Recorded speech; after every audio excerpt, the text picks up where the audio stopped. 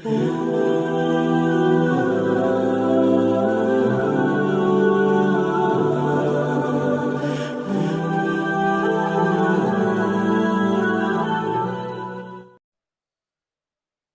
لله رب العالمين، والصلاة والسلام على رسوله الكريم، أما بعد، فأعوذ بالله من الشيطان الرجيم، بسم الله الرحمن الرحيم. ولا تكتموا الشهادة ومن يكتمها فإنه آثم قلبه. وقال الله تبارك وتعالى: ولا يأبى الشهداء إذا ما دعوا. صدق اللہ العظیم. معزز سامعین کرام، آج جو کہ ہر طرف الیکشن کا دورہ ہے اور ووٹنگ کا سلسلہ جاری ہے، تو میں آپ حضرات کو اسی بات کا پیغام دینا چاہتا ہوں کہ ہمارے مذہب اسلام میں الیکشن اور ووٹ کی کیا اہمیت ہے اور اس کے کیا مسائل ہیں. معزز ناظرین کرام، سب سے پہلے تو ہم کو یہ پتہ ہونا چاہیے کہ سیاست اسلام کا ایک جز ہے. آپ صلی اللہ علیہ وسلم نے مدینہ منورہ میں سیاست فرمائی ہے. آپ صلی اللہ علیہ وسلم نے مدینہ منورہ میں حکمرانی کی ہے. جس وقت آپ صلی اللہ علیہ وسلم مدینہ منورہ کے اندر حکمران تھے تو آپ صلی اللہ علیہ وسلم کے پاس ایک قبیلہ بنو عامر کا آدمی آتا ہے اور کہتا ہے کہ ہمارے قبیلے میں 5000 لوگ ہیں اور سب اسلام میں داخل ہونا چاہتے ہیں، ہم مسلمان ہونا چاہتے ہیں، لیکن ہماری ایک شرط ہے کہ جب تک آپ زندہ رہیں گے آپ ہمارے قبیلے پر حکمرانی کریں گے، آپ ہمارے قبیلے کے حکمران رہیں گے، اور جب آپ اس دنیا سے چل جائیں گے، جب آپ اس دنیا سے رحلت فرما جائیں گے تو لکھ دو کہ میں آپ کے جانے کے بعد حکمران رہوں گا، میں اس قبیلے کا سردار رہوں گا. اس آدمی نے آپ صلی اللہ علیہ وسلم کے پاس اپنے گاؤں کا سردار بننے کی سفارش کی تو آپ صلی اللہ علیہ وسلم نے اس کے جواب میں یہ نہیں کہا کہ یہ دنیا والوں کا کام ہے، یہ نہیں کہا کہ میں نبوت والا آدمی ہوں، میں تو دین اسلام لے کر آیا ہوں، مجھے سیاست سے کوئی تعلق نہیں، بلکہ آپ صلی اللہ علیہ وسلم نے فرمایا کہ میں یہ کام آپ کے لیے نہیں کر سکتا، اس لیے کہ آپ کے اندر اس قوم کو سنبھالنے کی صلاحیت اور طاقت نہیں ہے. ابھی تو میں حکمران رہوں گا اور جب میں اس دنیا سے چلا جاؤں گا تو آپس کی قرآن اندازی سے، آپس کی ووٹنگ سے، آپ کے گاؤں والوں کے مشورے سے، ان کی نگاہ میں جو آدمی درست ہوں گا وہی آدمی منتخب ہوں گا. میں آپ کو میری زندگی میں امیر مقرر نہیں کر سکتا. اللہ کے نبی جناب محمد رسول اللہ صلی اللہ علیہ وسلم نے یہ نہیں کہا کہ میں اس کو تھوڑا سا جھوٹ بول دوں اور اس کو امیر لکھ دوں تو 5000 لوگ اسلام میں آ جائیں گے اور اسلام کا ہی بھلا ہوگا، بلکہ آپ صلی اللہ علیہ وسلم نے کہا کہ بہتری یہاں سچ بولنے میں ہے، چاہے وہ اسلام میں داخل ہو چاہے وہ اسلام میں داخل نہ ہو. لا اکراہ فی الدین، اسلام میں کسی کو زور زبردستی داخل نہیں کیا جاتا، اسلام میں کوئی زبردستی نہیں ہے، ہمیں تو حق بتانا ہے. آپ صلی اللہ علیہ وسلم نے اس واقعے سے آپ صلی اللہ علیہ وسلم کے اس واقعے سے ہم کو یہ سبق دیا جاتا ہے، یہ سبق ملتا ہے کہ سیاست دین کا ایک جز ہے، دین کا ایک حصہ ہے. اسی لیے گورنمنٹ نے اور حکومت موجودہ نے ہمارے اور آپ کے ذہنوں کو خراب کرنے کے لیے اس نے کچھ ایسے کارندے چھوڑے ہیں جو یہ کہتے ہیں کہ ووٹ دینا کوئی ضروری نہیں ہے، ہم ووٹ نہیں دیں گے. ہمارے ملک ہندوستان میں جنگ آزادی کے وقت جو 700 علماء کرام نے قربانیاں پیش کی، یہ سب انہوں نے کس لیے کیا؟ ان کے سامنے یہ بھی بات آئی کہ آپ تخت شاہی پر بیٹھنا چاہتے ہیں، آپ حکمرانی کرنا چاہیں گے یا کوئی اور چیز چاہیں گے؟ ان علماء کرام نے کہا کہ ہمیں آزادی رائے چاہیے، ہم کو اسلام کے مطابق، ہمارے مذہب کے مطابق اس ملک ہندوستان میں اپنے مذہب کے مطابق زندگی گزارنے کا موقع ملنا چاہیے، اور اس قانون کے اوپر جو قانون بنایا گیا تھا، ہمارے علماء کرام نے دستخط کی کہ اس ملک میں ہر مذہب والے کو اس کے مذہب کے مطابق جینے کا حق ہوگا۔ یہ دھرتی کسی کے باپ کی جاگیر نہیں ہے، بلکہ یہ اللہ کی زمین ہے۔ اس دھرتی پر رہنے والا ہر بندہ اپنے حق کے ساتھ جی سکتا ہے، کوئی مائی کا لال اس پر جینے والے کو نقصان نہیں پہنچا سکتا۔ تو گویا کہ ہمارے علماء کرام نے اپنی قربانیاں پیش کر کے اس بات کو صاف کر دیا کہ یہ جمہوری حق ہمارا تب ہی باقی رہے گا جب ہم ووٹنگ کریں گے۔ تو پہلی بات ہمیں یہ سمجھنی ہے کہ سیاست اسلام سے ہٹا ہوا نہیں ہے، بلکہ یہ بھی اسلام کا ایک جز ہے۔ بخاری شریف کے اندر، مشکات شریف کے اندر، مسلم شریف کے اندر یہ سب احادیث کے بڑی بڑی کتابیں ہیں۔ ان کتابوں میں لکھا ہے کہ سیاست دین کا ایک جز ہے، سیاست دین کا ایک حصہ ہے۔ بلکہ آگے چل کر علماء نے کہا کہ دنیا میں جتنے سیاستدان پیدا ہوئے، جتنے حکمران پیدا ہوئے، ان سبوں نے آپ صلی اللہ علیہ وسلم کی حکمرانی سے، حضرت عمر رضی اللہ تعالیٰ عنہ کی حکمرانی سے حکومت کرنا سیکھی ہے۔ دوسری بات ہم کو یہ سمجھنی ہے کہ جب سیاست اسلام کا جز ہے تو ہم کو جو گواہی دینے کا حق دیا گیا ہے، ووٹ دینے کا حق دیا گیا ہے، ہمیں اس کام میں پیچھے نہیں ہٹنا چاہیے۔ اس لیے کہ آج ہمارے پاس یہ دشمنان اسلام کو ڈرانے کی جو طاقت ہے وہ اسلام کی طاقت ہے، اور یہ تو ہے ہی ہمارے پاس، لیکن دوسری جو طاقت ہے وہ ووٹ کی طاقت ہے۔ ہم اس ووٹنگ کے ذریعے سے جسے چاہے حکمران بنا سکتے ہیں۔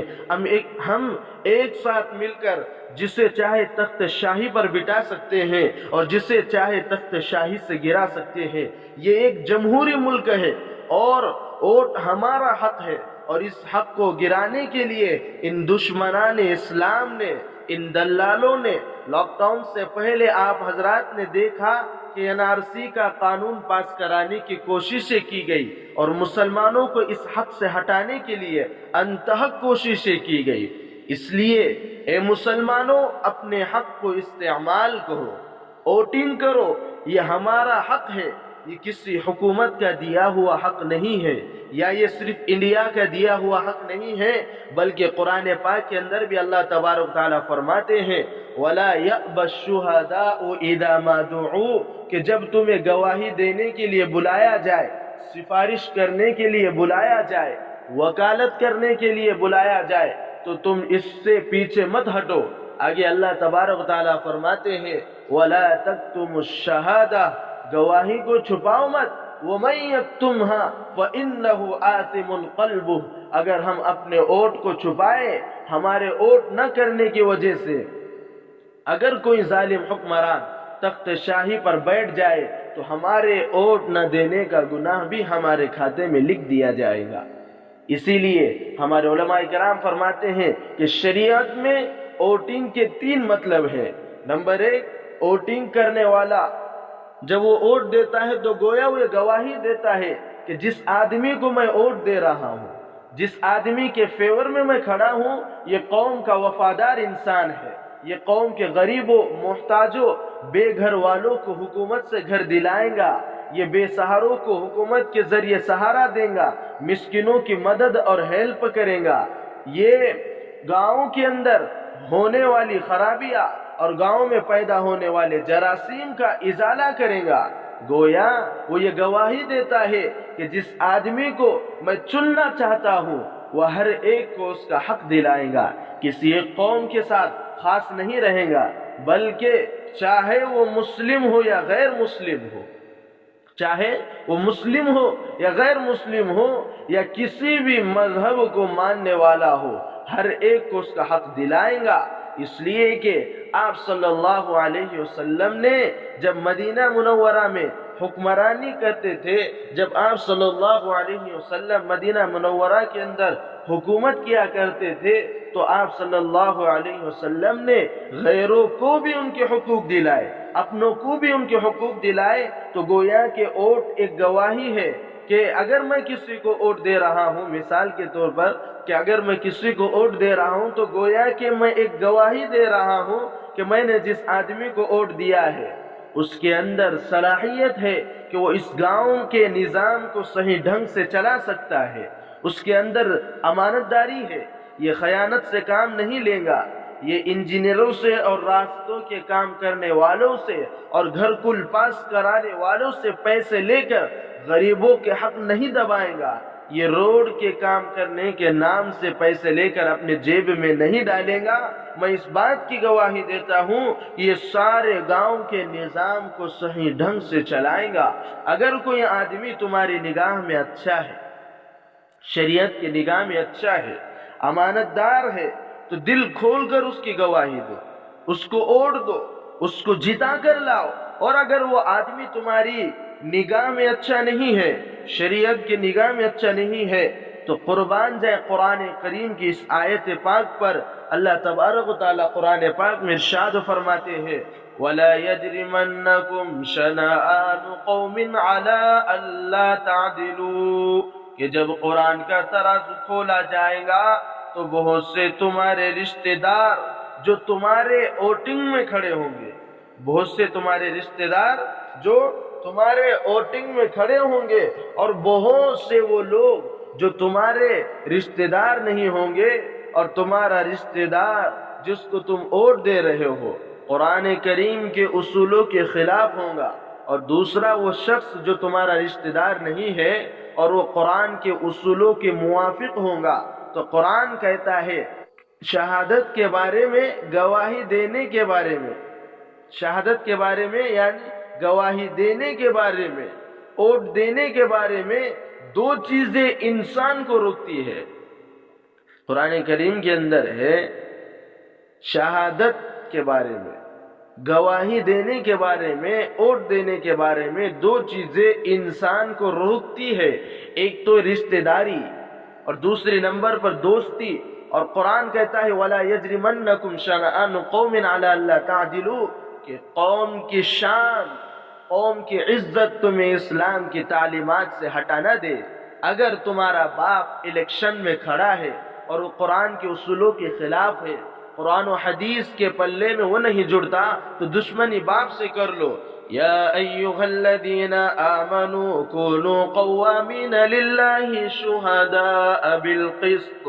اگر تمہارے باپ یا اولاد یا کسی رشتہ دار کے خلاف گواہی جاتی ہے تو قرآن کی تعلیمات یہ کہتی ہے کہ اس باپ کو منانا پڑے گا کہ اے والد، آپ کے سارے حقوق، آپ کے سارے ادب ہمارے سر آنکھوں پر ہیں، لیکن لا طاعت لمخلوق فی معصیت الخالق، جہاں اللہ کا حکم آ گیا، جہاں اللہ کے نبی کا حکم آ گیا، وہاں اللہ کے ترازو میں آپ میرے ووٹ کے حقدار نہیں ہے۔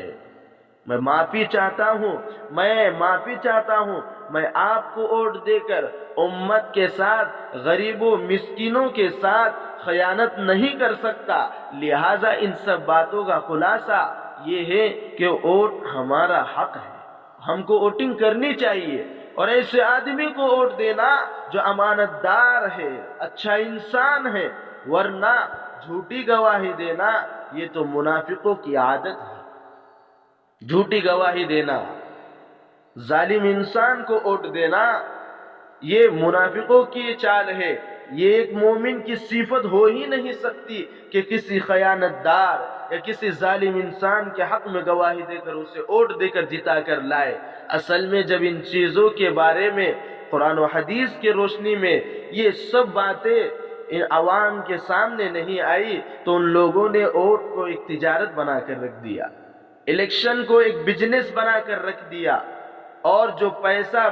روڈ بنانے کے لیے غریبوں کی مدد کے لیے ان کے پاس آتا، اور اگر وہ غریب لوگ انہیں ووٹ نہیں دیتے تو ان پیسوں کو اپنے جیب میں بھرتے اور سوچتے کہ اگلے باری جب الیکشن آئے گا اور جب یہ لوگ ہمیں ووٹ دیں گے تو ہم اس کی بھرپائی کر دیں گے۔ لہٰذا ان سب چیزوں سے ہمارے سیاست دانوں کو احتیاط کرنا چاہیے۔